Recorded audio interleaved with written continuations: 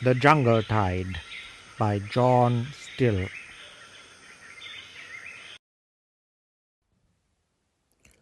The Ancient Road. The feet that followed the ancient road by village or field or town now trail their way where the moonbeams play and loosed when the sun goes down. To haunt the shade of lonely glade, to float by glimmering stream, or tread their old time measures by the fireflies' dancing gleam. Chapter 6. A Borderland. In the north of Ceylon, as of England, there is a borderland where two races meet. Very early in the history of the Sinhalese, probably at least as long ago as the 4th century BC, Tamil princes from the opposite coast of India had seized upon the Jaffna Peninsula and the archipelago to the north of Ceylon's mainland, and begun to colonize those coral shores and islands. The capital of the Sinhalese kingdom, Anuradhapura, grew to power rapidly and soon established at least a nominal suzerainty over the other principalities of the island. But although its frontiers de jure may have been fixed and proclaimed, its frontiers de facto varied with the varying abilities of the kings who successively occupied the throne through some 20 centuries of civil and foreign wars. More than one king of Lanka invaded India. Several claimed to have captured the city of Madura, and one at least brought back enough captives to colonize a sparsely populated district of his dominions. Another waged war with the king of Pegu, and intermarriage took place with the royal family of Cambodia as well as with many royal races of India. At some unknown time, the Sinhalese colonized the Maldive Islands, that lone group of coral atolls in the middle of the Indian Ocean, and apparently carried Buddhism there. In turn, they were themselves invaded countless times by various Indian peoples, several times by Chinese, and at least once by Malays, before the Portuguese began to build forts around their coast.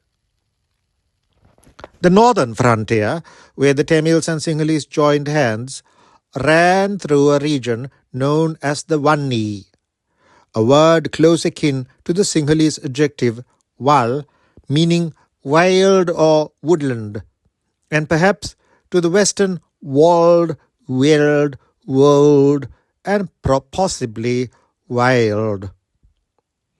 And the Wanni is very wild. It is a region where the tide of jungle has flowed so strongly back that the works of men have disappeared beneath a carpet of leaves, like the babes in the wood in the fairy story. It is an old forest, stretching across Ceylon from sea to sea, almost unbroken, save by rare hamlets so sunken in its depths that one may walk for days and scarce know of their existence. Along its southern fringe, the people are Sinhalese for the most part, though a few Vedas still linger there whose own language is lost, and who speak Tamil and Sinhalese so impartially that they change from one tongue to the other in the middle of a conversation without effort or any other preference either way. North of these, and throughout the whole of the rest of the Wanni, the people are Tamils of various castes, who unite but in calling each other Wanya. Two railways and a few roads cut thin lines through the Wanni, but 100 yards from their hard edges, the unaltered jungle has already forgotten the gangs of coolies with axes and the overseers and engineers with guns, who labored noisily for a while, killed a few trees and birds and animals, and left in exchange for the stones they blasted from quarries the bones of not few of their fellows who died of malaria, that most real demon of the wilderness. For a few months or years, they broke the harmony of centuries and then went their way and left the forest once more to that equilibrium of many wars the jungle knows as peace. Towards the western seaboard, the Wanni grows thinner and sparser, where its trees fight a losing battle with the sun in the dry coastal belt, until at last, before the water's edge is reached, the woods have given way to a land of natural links, where grass and sand and palmyra palms seem like a strip of India brought from over the way by the invading Tamils. But on the east coast, the forest makes stronger growth, and the trees march down in undepleted regiments to the fences that are built from their branches to keep wild animals out of the cultivated lands of the seaside villages. Where villages are lacking, the forest thrusts out still farther, until its outposts carry the battle of sea and land into the lagoons where mangrove trees who refuse to be drowned make haunted tangles of twisted boughs fit for the jabberwocks to roost in, and alive with birds, egrets, and herons, bitterns and ducks and divers, pied kingfishers who hover like hawks, and jeweled kingfishers who plunge for crabs they beat to pieces on the snaky boughs. Where neither fields nor lagoons intervene, the forest attains the frontier of the sea itself, and the foremost ranks of the trees stand in the fighting line along springtide level, hard and tough and gnarled until their sloping front of inured twigs clipped by the sand blast the sea gales drive grows so matted and dense that it looks to be easier to walk up its inclined surface than to push a way through it. But in reality, it is tunneled with many paths, some made by wandering buffaloes, others by deer or wild pigs, and all dotted with the dainty footprints of the leopards, whose trail may even be found among the bleached fan shells, nautilus, cowries, and corals cast by storms above the normal dominion of the sea. In some places, quantities of pumice can be found, not of Ceylon origin, for Ceylon has no volcano, and I have wondered if maybe it is a last relic of the great eruption when the sea broke into Krakatoa some 50 years ago. The Wanni knows little of Englishmen, for its thin population demands but little government, and of commerce or industry pursued by white men there is none. Sportsmen come in on raids, stay rarely for so long as a week, kill or wound or miss, and go off again. Men who are not sportsmen sometimes motor along its lonely roads by night, armed with rifle and spotlight, and shoot from their safe cars at dazzled animals, staring from the edge of the black forest at the passing devil. No man worth calling such would fire at an animal unless prepared to track it down if wounded, even at some peril of his own skin. And, since night shooting from a car precludes this act of much mercy and some courage, the cowardly practice should entitle its followers to be expelled from any club used by gentlemen, for some misdemeanors are punished more fitly in this manner than by law. Twice have I travelled for 3 months at a time in the Wanni, and met but one white man beside my fellow wanderer. But I heard once of another whose presence there puzzled me sorely. I had walked most of the day since the last village, a hamlet of 2 huts, and had before me another long march before reaching the next one. The path was a game track, sometimes used by men, and easy for a jungle dweller to follow, though difficult enough for me. And I halted for the night by a waterhole where I slept beneath the stars on a warm slab rock. And there I found excellent company, for a party of Vedas, old friends of mine, were out with their dogs on a hunting trip, and had chosen the same camp for the night. They sat far into the night telling tales of the jungle, tales, that is, of life as they knew and lived it. They told me then, and I had heard it from them before, that men once wore tails and climbed among the trees as monkeys, and were proud of it in the jesting way that a man might be proud of descending from Robin Hood or Alexander Borgia. Was this merely a legend of the woods, true but by chance the random flight of fancy of some jungle poet? Or was it a lost fragment of knowledge long forgotten? There are so many parallels.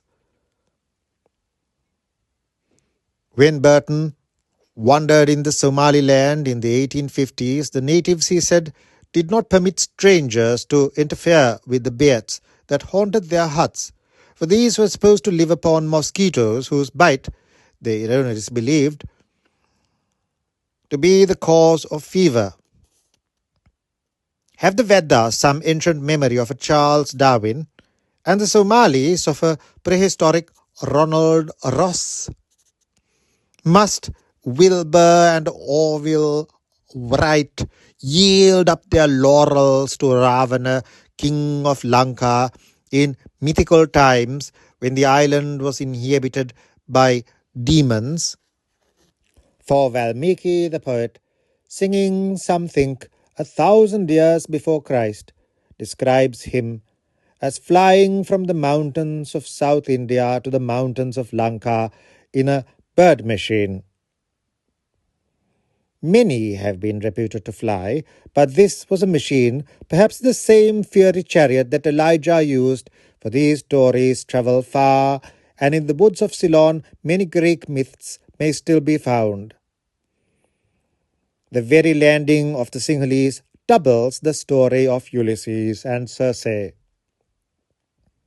Not long before, these Vedas said a white man had travelled along that path alone. He had met him and guided him to the waterhole we sat by, and had shared their food with him, for he had none of his own. He was travelling northward, without gun or guide or baggage, and he could neither speak nor understand Sinhalese or Tamil, a thing which precludes his having been a man of the country as completely as his lack of baggage proves him not to have been either a government servant or a sportsman. He puzzled those Vedas, and the next day he went on alone, and they never heard of him again. And he puzzled me too, but I never heard of his arriving at the other end, and could meet with no one who had seen what was as remarkable a sight in that wilderness as a Veda stalking the king's deer would be in Windsor Park. I can but imagine he may have been some sailor or other absconder from a ship who had taken train and wandered off into the woods, where he probably perished. If this happened, I do not think any remains would ever be found, unless by chance a coin or metal button or knife were come upon. For the forest devours its dead very swiftly. I killed a bear once and dragged the body out to the middle of a wide expanse of slab rock, where I skinned it, and 28 days afterwards I passed by the same way and went to the rock to see how much remained. Nothing remained. Not one single bone of that stout animal's skeleton. I searched every likely nook, but found not a single to show a bear had ever died. After the leopards, and perhaps even his brother bears, had eaten of him, the lesser creatures had their turn: jackals, kiets, and birds and porcupines who gnaw bones, and the crumbs from their table were swept up by the silent industrious ants who daily scour every inch of the forest floor and polish it up like vacuum cleaners. I once surprised a tiger cat inside the frame of a dead pig. It was dusk, and I saw the pig lying in long grass and stalked him successfully. With careful aim I shot him, and he lay still, but when I approached, this unexpected animal, who had lain immovable while my bullet passed an inch from him through the pig, sprang forth and raced for cover and got away before I recovered my wits. A friend of mine shot an elephant near a tank and went weeks later to see what remained of his gigantic carcass. And when he drew near it, out there poured a covey of crocodiles who had burrowed right into the dreadful corpse and were eating it up from inside. Something like this would happen to a man, and termites would devour his clothes and boots equally rapidly. For the jungle dissolves and recreates over and over and over again, as the Hindu philosophers perceived millenniums ago and built their religion on it. All that we know of things that died more anciently than a month ago is written in stone or brick or earthwork, or perhaps more durable even than these, in legend. Some of the oldest of all written records in Ceylon were found in the Wanni on a long low hill, a petrified whale half submerged in the sea of trees, where so many inscriptions of the earliest Buddhist times are carved in the rocks that it took me 4 days' hard work to copy those I found, and probably there are as many more I missed. For the place is a labyrinth of clefts and caves and boulders, all overgrown with forest, wherever the trees can find earth enough to lodge their roots, entangled up with octopus-like fig trees and creepers and thorny euphorbias, where no earth at all appears to surround the roots that dig into sun-scorched cracks among the rocks. The hill is less than a mile long, and not more, I think, than 200 feet high. But at one time it must have been the abiding place of hundreds of monks, for every possible sheltered corner shows some sign of their sojourn there. In some places, steps are sunk into the rocks. In others, deep rock-cut grooves show where walls were founded, or square socket holes remain that once held the bases of wooden pillars. Some of the rock surfaces, besides the water holes, are pitted with circular holes whose worn sides suggest they may have been mortars to pound grain in. But the caves beneath the boulders give up the plainest picture of what must have been one of the earliest monasteries in southern Asia, as old as St. Thomas, if his travels took him there, as St. Paul's is to Londoners today. The boulders have natural hollows beneath them, or sometimes only overhanging sides, where with little art shallow depressions were scooped or worn in the hard stone floors and used by ascetics for their beds. The open caves thus formed were closed by brick walls, and above these, where they joined the rock above, deep ledges were cut so that rainwater should pass away outside the cave. In the rock brows above the drip ledgers, the inscriptions were cut in that old alphabet which fathered every script of India and further India, except those derived from the Arabic writing brought in many centuries later. Tamil, Sinhalese, Burmese, Siamese, Tibetan, one of the alphabets of Japan, another of Java, and a score of Indian alphabets find common origin in the characters cut in these rocks and used in several of his inscriptions by Asoka, the first great emperor of India to adopt Buddhism as his faith. None of the inscriptions give the old name of the monastery, though they preserve the names of several kings and princesses that enabled them to be dated back to the middle of the 3rd century BC, when Tissa, beloved by the gods, received from Asoka the message of the wise one, Siddhartha Buddha. Sinhalese tradition says that Asoka's own son was the missionary. Most of the uppermost caves are situated beneath enormous boulders which lie upon the bare back of the hill, above the tangle of the jungle, scattered in a row as though left there by giants at play. In front of their doors the space is narrow before a precipice falls to the woods below, for the eastern side is well nigh unscalable. The sight is charming, and the monks could look out over a marvelous view, now many-tinted with the varied colours of the tops of forest trees, then probably fields and gardens. On clear days they must have seen the sea. It was a delightful place to live, but what allured me mostly was the precipice, for it must have happened often that small objects rolled over the cliff's edge and were lost, and the monks probably found the abyss a convenient dumping place for the sweepings of their cells, broken dishes and bowls, beads from broken rosaries, and the like.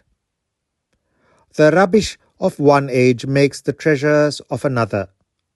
The contents of the servants' hall of the 17th century sell as valuable antiques in the 20th, and the rubbish of those monks of ancient time would be eagerly sought by museums now. When I was there, I had no time to pursue this thought, for it would have entailed felling trees and much earth-cutting, but it seems worth following up by some more leisurely explorer. The borderline between Sinhalese and Tamil, where they met and traded or fought, shifted north or south as the power of the overlord at Anuradhapura waxed or waned, and in the days of the monastery was further north than now. The neighbouring villages are Tamils and Hindus, to whom the hill is not sacred and its ruins of no interest whatsoever.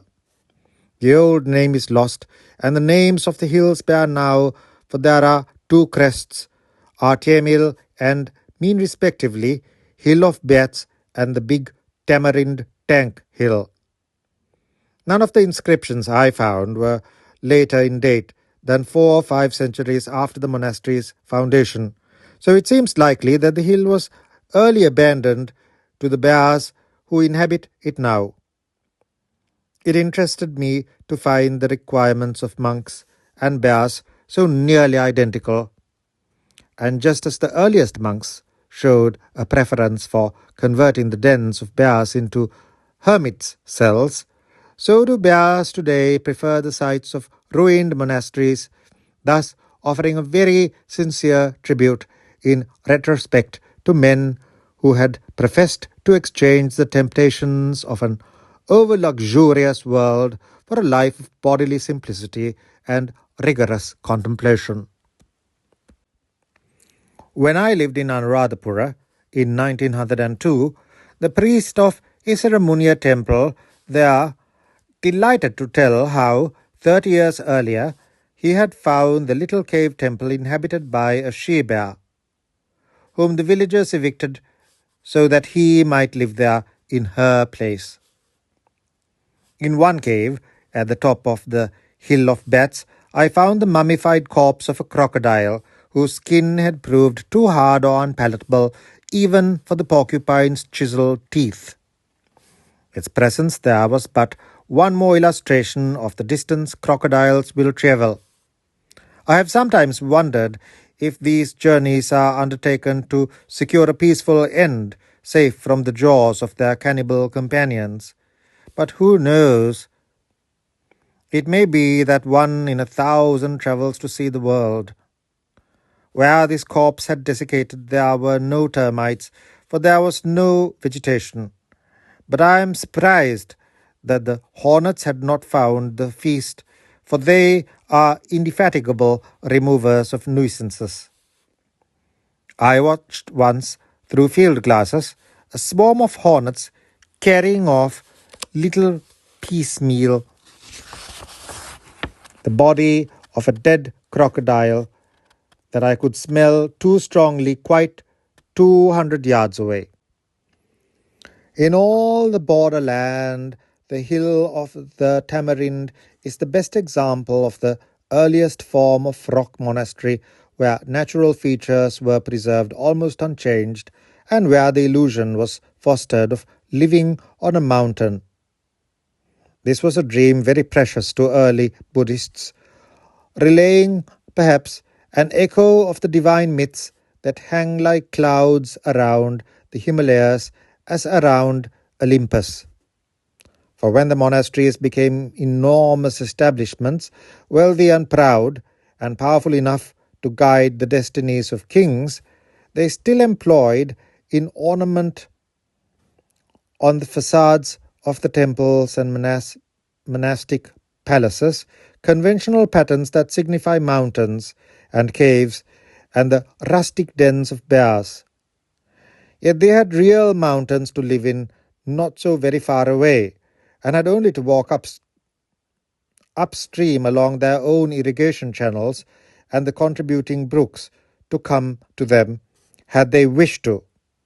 But they preferred the plains, and every little outcrop of rock in the Wanni has done service as a miniature mountain, bears the traces of monastic occupation 1,000 or 2,000 years ago, and the footprints and droppings of bears of today. Where there are caves, there are inscriptions still clear to read 2,000 years after their chiselers have gone. Not so much is to be learned from them as a rule, though their style gives their date in round centuries. Nearly always they are simple records of grants and gifts made to the order, with the names of the donors and a formula of welcome to the monks of the 4 quarters of the Buddhist world, both present and absent. That is to say, living and to come. In most lands, archaeology deals with temples whose last worshipper died long centuries ago. No one now prays to Horus or to Pallas Athene, not under that name. But here in the forests of Ceylon, the ruins we explore are those of a religion still living, to this day the faith of the majority of the population. It would seem, therefore, that these deeds of a gift, carved in stone and sometimes bearing the names of kings, might be held in equity to entitle the church to resume its property at will. But it is not so in law, and all things considered, perhaps this is as well, though it is more debatable than most officials would concede. It was while hunting for inscriptions in the Wanni that I saw a real miracle performed in broad daylight. A hunter had promised to show me an inscribed pillar that lay on the ground 6 or 7 miles away in uninhabited jungle, and I had walked there, taking with me several coolies to carry tools and food, and to turn over the pillar. The man was as good as his word and led me to a royal grant of about the 9th century AD, where there had been a monastery 1,000 years before. All was now thorny tangle, and a herd of wild elephants surrounded us and disturbed me while I was taking particulars and trying to decipher the titles of the king. It occupied me some time, and the sun was near the tree tops when I was ready to start for camp. There was no water very near, and neither the hunter nor I wished to pass the night among the elephants.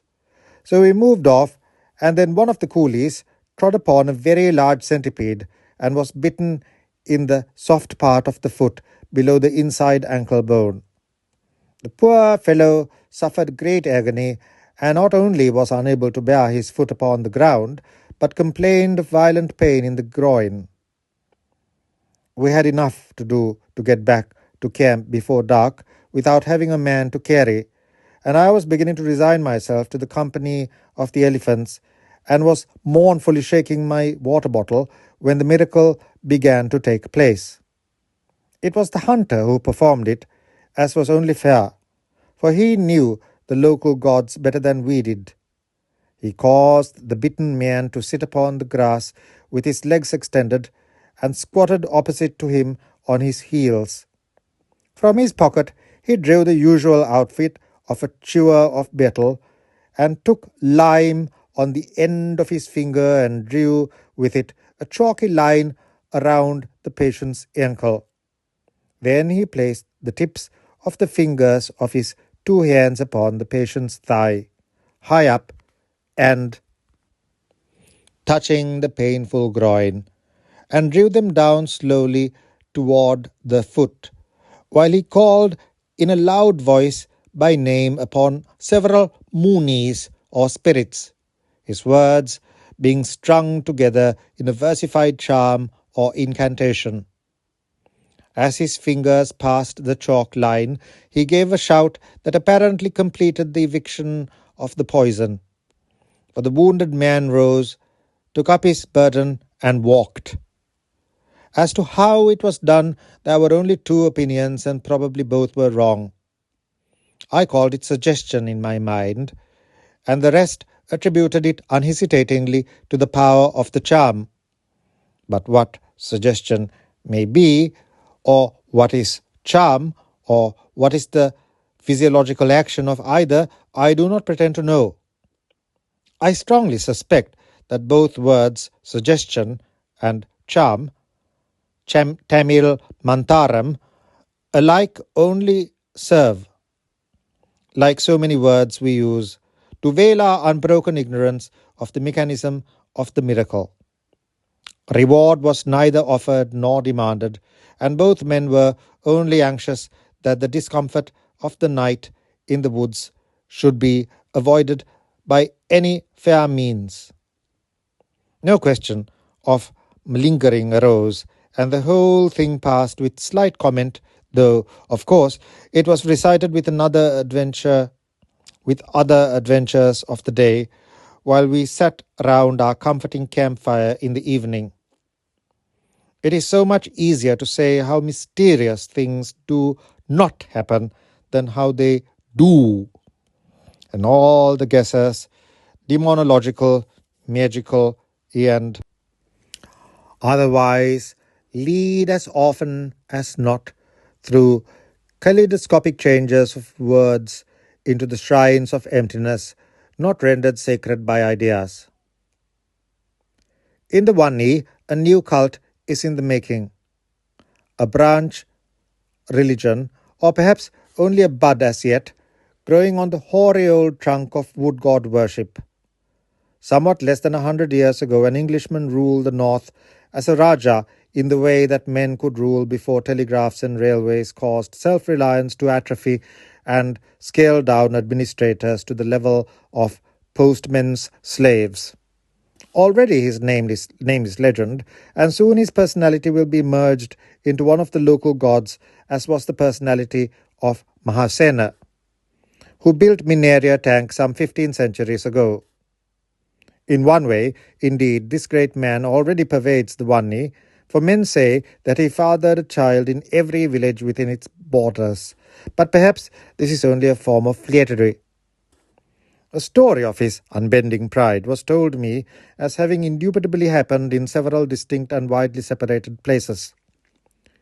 He rode along a forest path upon a white horse and met an elephant in the narrow way. He shouted, and the elephant trumpeted, but neither would give way and allow the other to pass until the hero struck spurs into his horse and made him spring over the elephant's head.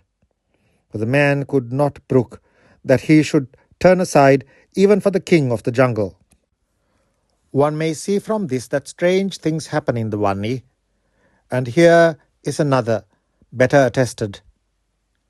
It is one of the driest regions in Ceylon, and yet holds one of the greatest world's records for rainfall, carefully measured at the time by an irrigation engineer. 32 inches fell in 24 hours, as much as falls in London in 1 year and 4 months. Yet London seems a wet place, and the Wanni a very dry one.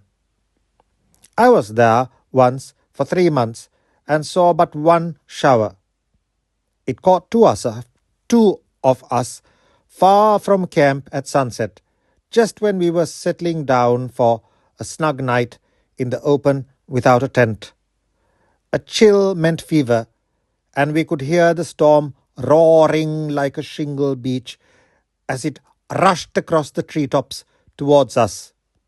There was nowhere to go, so we did the next best thing. We tore off our clothes, rolled them into bundles, and curled our bodies around them as a cat curls around her kittens.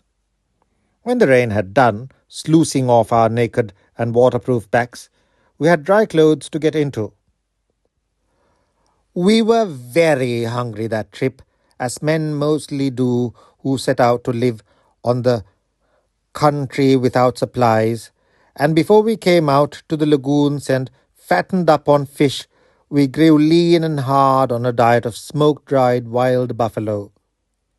I had to shoot one lest my pack bull Bersham should come to be sacrificed. The buffalo had swum out into a tank, and I had to wade nearly breast deep to come within range.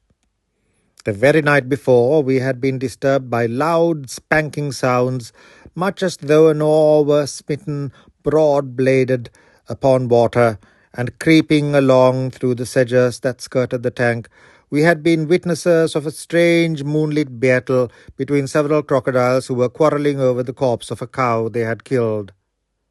For some reason, they had not dragged it into deep water, but were devouring it on the grass, swinging at each other with their great flat tails and making the curious spanking noise we had heard in our tent. However, we were exceedingly hungry, and I went on after the buffalo. I fired 2 shots, and he galloped through the shallows and disappeared into the thorny jungle that grew right down to the water's edge at the back of the tank. I followed most slowly, and then for 3.5 hours followed his blood trail through dense thorn and scrub, sometimes stooping, sometimes on hands and knees, and always in fear lest his mud-stained horns and pain-maddened eyes should burst through the thorns and charge home before I had time to aim. For buffalo have an instinctive habit of circling on their tracks to hunt their hunter, and in the end this happened, though not as I had pictured it among the thorns. For before he turned, we had worked through into a high forest without undergrowth, and in the evening light in those dim aisles of the woods, he came charging gallantly, lance in rest, and died bravely as he deserved to do. Some forms of slaying seem to me scarcely more chivalrous than laying down poison.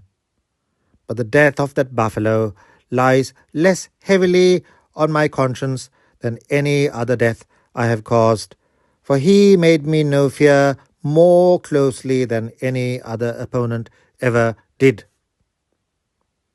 For several weeks we lived on his dried meat in some discomfort, but not equal to that which arose from the discovery of a rich orchard of wild wood apples where elephants had been feeding greedily, for we found them so palatable that we laid in a stock of fruit and ate puddings made from it every day for a week, thereby confirming a medical discovery the observant jungle people had made perhaps before their tails fell off, but had omitted to tell us of, that wood apple pulp is an admirable substitute for chlorodyne.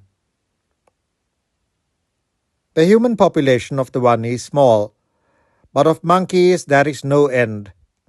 Everywhere among the treetops their roads run, with well-tried bridges where branches meet high above crocodile-haunted pools, and across the rocks, too, they have well-worn routes and passes where each projecting handhold has grown smooth and polished by the contact of countless small hard palms through the ages.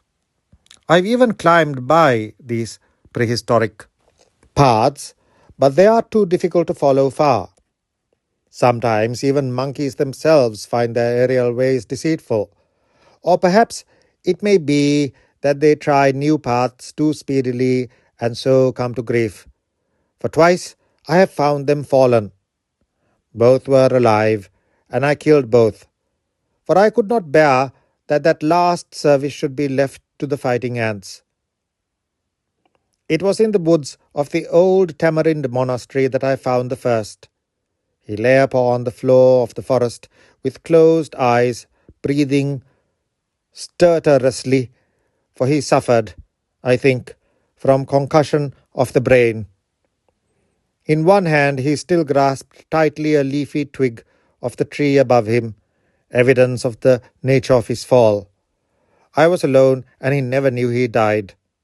It was in the western Wanni that I found the other, in the bed of a dry stream, where I noticed a peculiar mark as though a sack had been trailed along the sand, followed it up, and came upon a monkey with a broken back dragging himself along by his hands. Poor animal! The red ants were already on his track, remorseless, relentless, tireless, and innumerable, and I raised my gun to give him the only peace his world had left, the boon I should myself have prayed for.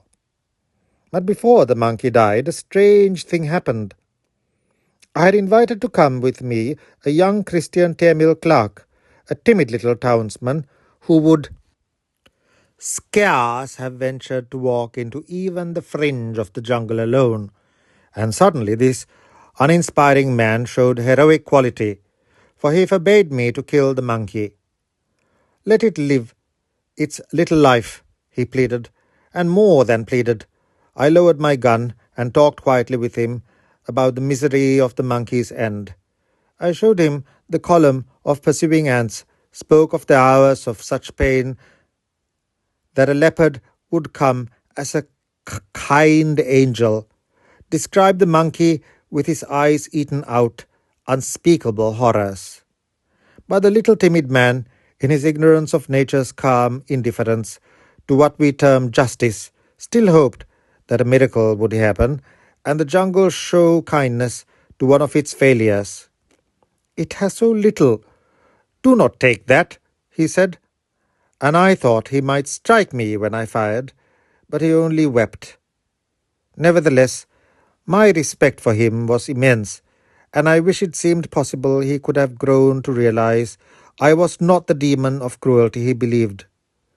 But in such matters as these, the views of righteousness held by East and West sometimes diverge so widely that one can only try to respect the ideals of other men without sharing or even comprehending them. In a village in the Wanni, I was shown a crocodile who had not fed for 6 months, but the villagers did not wish me to destroy him, though they hunted deer for food and were not averse from showing game to sportsmen.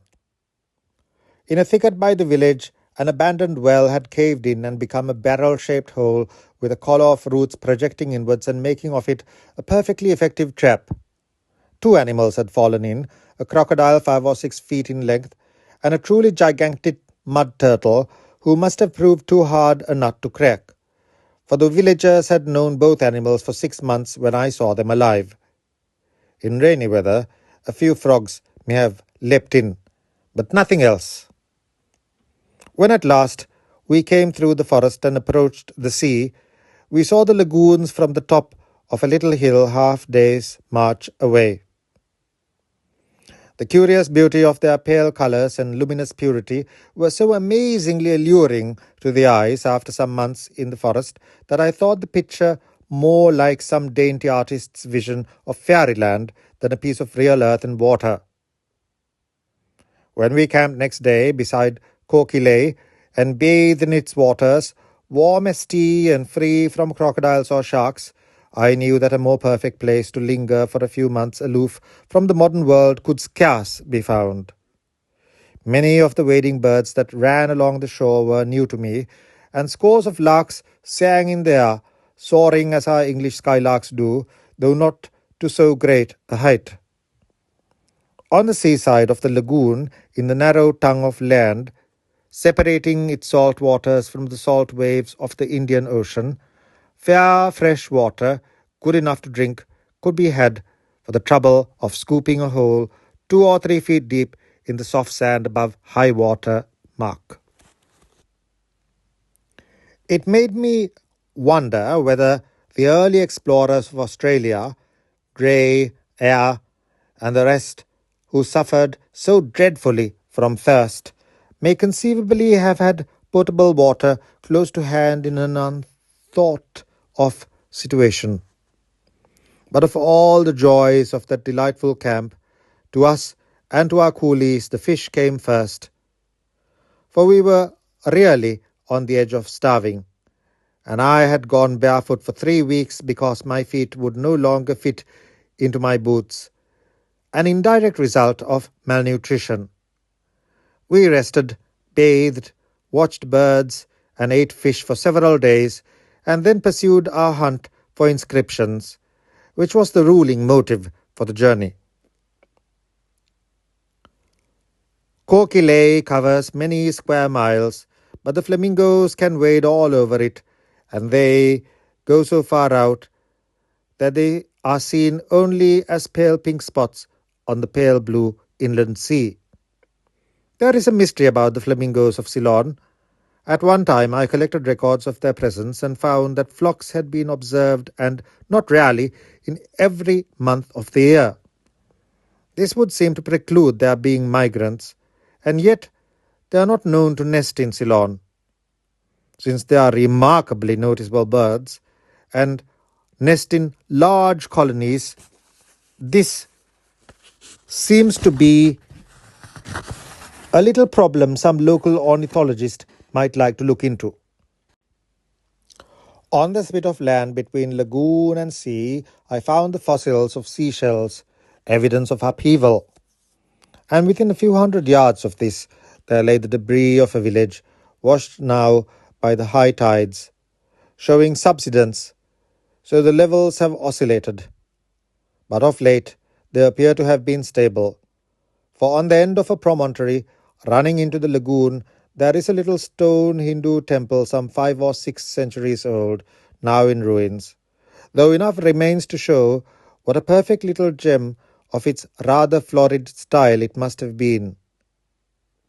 The villagers have a legend that their lagoon was once a mighty stretch of paddy fields, and the legend may be true, and green waves of bright young rice have rippled in the sea breeze that now ripples the blue lagoon.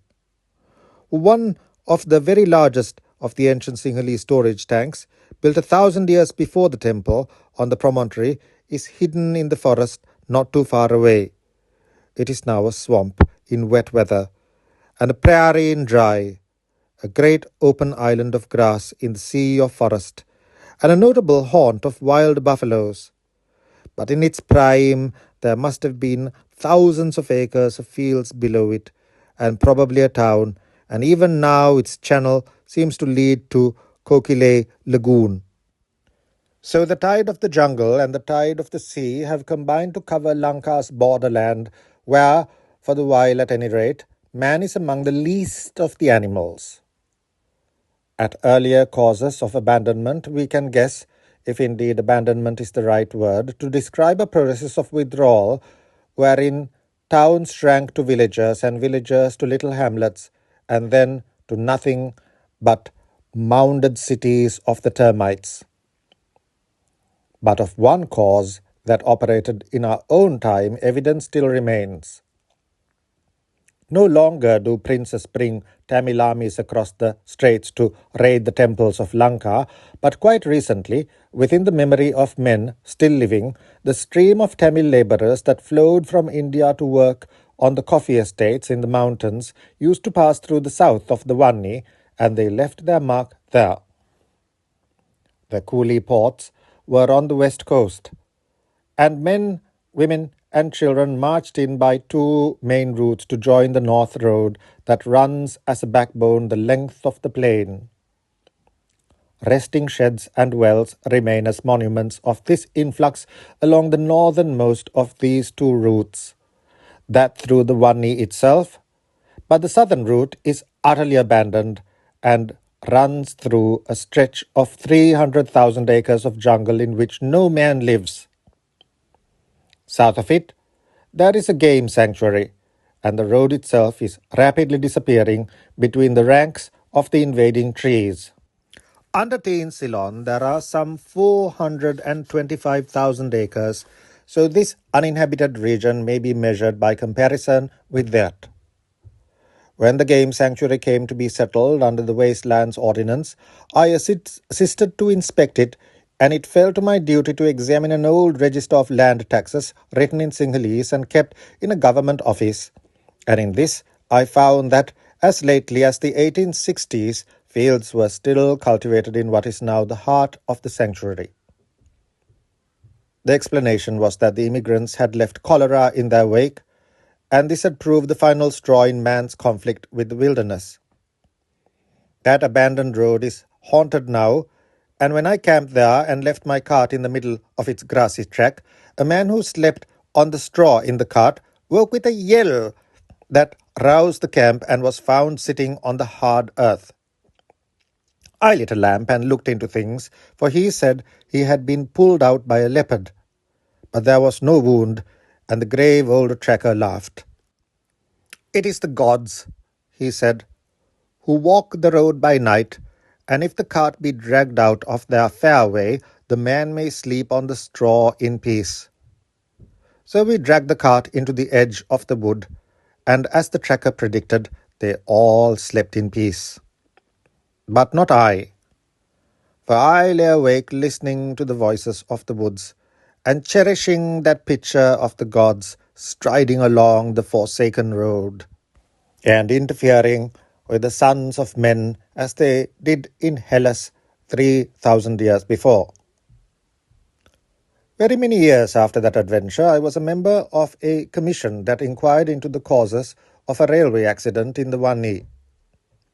One difficulty, it appeared, arose from the reluctance of men to patrol the line by night, and it was assumed that this was due to their fear of wild animals.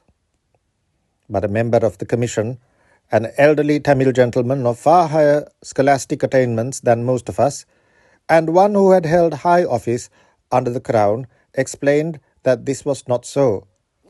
The greater danger came from the devils who, it was notorious, abounded in the Wanni. I thought of the forsaken road and supported his argument before a skeptical meeting, blinded by new wisdom.